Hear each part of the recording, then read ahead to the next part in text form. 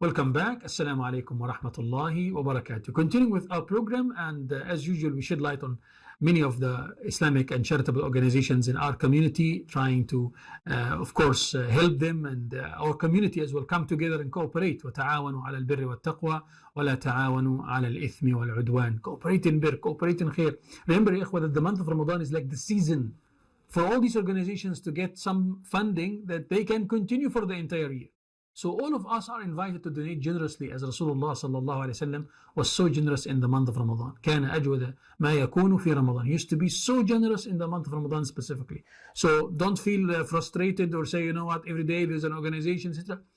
Those are the organizations that carry the deen of the country. So all of us are invited to donate generously and support, inshallah. May Allah subhanahu wa ta'ala accept. Penny Appeal, a very famous organization. I'm sure you heard the name. I'm sure you got exposed to their work. They help nationally, internationally, Palestine, Syria, different parts of the world. Let us together, inshallah, get to know more about Penny Appeal and their projects, and of course, to be generous with them, donating and supporting all these projects, inshallah. Joining us here in the studio, Sister Shahnaz Parak, one of the directors of Penny Appeal. Assalamu alaikum, Sister Shahnaz. Wa alaikum salam wa rahmatullah. Good to be with you once again. May Allah subhanahu wa ta'ala accept, and Ramadan Mubarak to you and to your family. Allahumma ameen. In the beginning, tell us about Penny Appeal, just a quick introduction to Penny Appeal, some information about when it start and the projects, the different projects and activities as well. Penny Appeal South Africa started operations in 2018 in South Africa. So we're actually nearing our sixth year of operation. MashaAllah. A lot of the work we do focuses primarily on orphan and vulnerable children, water, sanitation, hygiene, addressing issues like food security or food insecurity, masjid projects. There's also a portfolio of zakatable projects that we do. And then over and above that, it's also focusing on education. That's a big focus of ours because we know that the children are the future.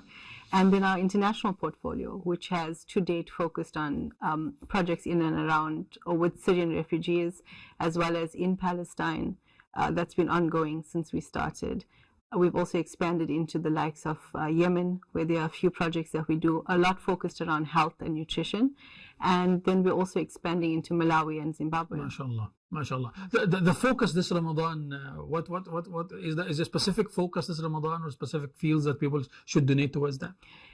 Definitely. I think for Ramadan, we actually programmed our entire campaign to focus around food security. So Feed Our World looked at giving food to individuals or families right here at home in South Africa, but then also abroad, because we know what is happening currently around the world. You know, most countries we look at is facing food insecurities.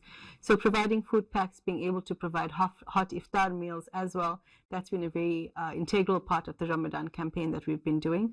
Over and above that, it's our response with Syrian refugees that reside alongside the Jordanian border, and then over and above that, it's our work in Gaza, which has been ongoing. I think that's shadowed everything for everybody. Yes. No, mashallah, your work, especially when it comes to Palestine, we saw the trucks coming in, mashallah, and maybe you can give us some update as well about the situation in Gaza and about the aids that's getting in, inshallah. Alhamdulillah, through our partnerships and collaborations with the likes of the Egyptian and Palestinian Red Crescent, with the likes of UNRWA, being able to be a part of the process, working alongside them means that we're able to get aid that's delivered. It's not an easy process. It is, yeah. Once the trucks leave Cairo, that's when the actual journey begins in terms of getting the aid in. Alhamdulillah, once it passes through, and we've had reports, not just once, not just twice, at least 3 or 4 times that we've sent trucks through, we've had the reports that they have, alhamdulillah, passed. So we've been sending through things like medication. I think we were one of the first entities to send through chemo medication for those who have cancer, chemotherapy, medication for children, vitamins, etc.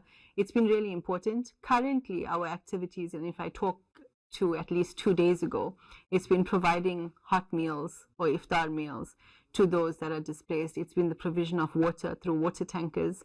It's been, ensuring that we can try and offer shelter, so items to build tents as well as winter blankets, because the temperatures are they're dropping quite severely. So this has been ongoing work that we have been doing, and inshallah we really hope that we're able to continue the work, and we can only do that with the generous donations that come through from people who are keen on making a difference.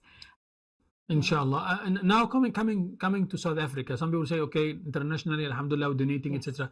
Now nationally, how can people also support when it comes to South Africa? I think it's important to note our work extends all throughout the year. So even internationally and locally here at home in South Africa, our efforts in terms of sponsoring orphan children is all throughout the year. So donations are able to be channeled where you can have your own child sponsorship. You focus on sponsoring one child, certain child. Yes, and that helps you to see with the progress reports how are you impacting the child's life. Over and above that, we've got continuous feeding schemes that take place, as well as individuals that receive food packs. Education is a big component also. So we do a lot of outreach initiatives with youth, educating them on advocacy issues that affect the youth of today. We also do a lot of food gardens. So we teach about nutrition, how to grow your own food, how you're able to sustain yourself as a person. And this is something we're rolling out in schools as well. So a big portfolio. Water is another portfolio. In Malawi, we have boreholes and water wells. A lot of people contribute as Isale Sawab for those who have passed, Sadqa Jariya, or even for yourself while you are alive, or for a loved one. There's no reason why it can't happen as a gift. So a lot that happens on the ground all throughout the year. A lot of activations in different communities, a lot of work here in Cape Town as well as Johannesburg, Durban. So a huge portfolio. Do you also cooperate with other organizations and volunteers, etc.? We have amazing volunteers, alhamdulillah. Allah bless them for their efforts, really. They give off their time not only to join us in the field to distribute.